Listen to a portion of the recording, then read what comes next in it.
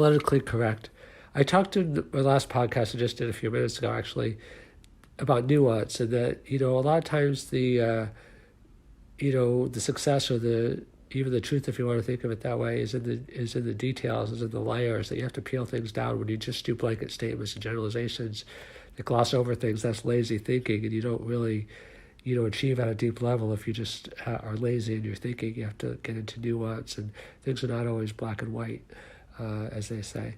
So in terms of political correct, there's a lot of nuance there also. Like, I'm not saying there's a moral equivalency there, but there are different perspectives. And on the one hand, it's good to be respectful. It's good to be a little bit cautious. Fortune favors the bold, it is true, but it doesn't favor the crazy. It doesn't favor the reckless. And, people that get on the wrong side of that line, find that out. But people that are not bold, they may lose out also, because if you don't have courage in life, if you don't have the courage of your convictions, if you don't take positive risks, which are different than negative risks, obviously, by definition, you're not going to get very far in life. Because if you don't trust life, that like you can actually expand yourself and expand what you're trying to do, then, you probably, some might even argue, you don't deserve the success if you don't really have that conviction, because it takes a lot to really succeed in this life. So, in terms of political correctness, yeah, it's good to be cautious. It's good to be polite. It's good to be kind.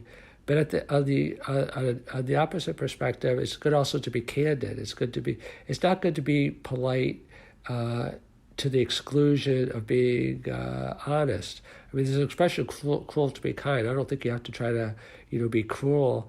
But I do think that, it's not always helpful to just paper over issues like in the workplace, in a marriage, with kids. You have to address issues. Like, being a successful entrepreneur is just like about problem solving. The bigger problem that you can solve, the more people will pay you to solve it. So you have to actually get in there and see what the problem is. They say that denial is not just a river in Africa. That's a joke, an old joke. But that it's actually like a state of mind. So is projection, so is reaction formation. That we have these psychological defenses that really prevent us sometimes from facing reality. There's a lot of reasons why we don't want to face reality sometimes. I mean, one famous person said that the amount of difficult conversations, and I think they meant difficult but positive conversations that you're willing to have in your life, the more successful you'll be. And it's really because you have to be able to willing to face discomfort, whether it's taking a positive risk, whether it's having a difficult discussion, whether it's being candid. So yeah, if you're just a person that likes just to like throw chairs in glass houses to break things, then you should be more politically correct, and you should be kinder, and you should be nicer.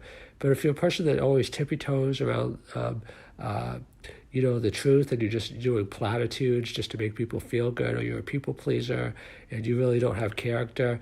I mean, I know some people that, they seem like the nicest people in the world, but they're so fake and they're so phony that it's not, and they're so self-serving that it's not nice at all. It's hypocrisy. So try to find that balance in terms of political correctness and other things as well.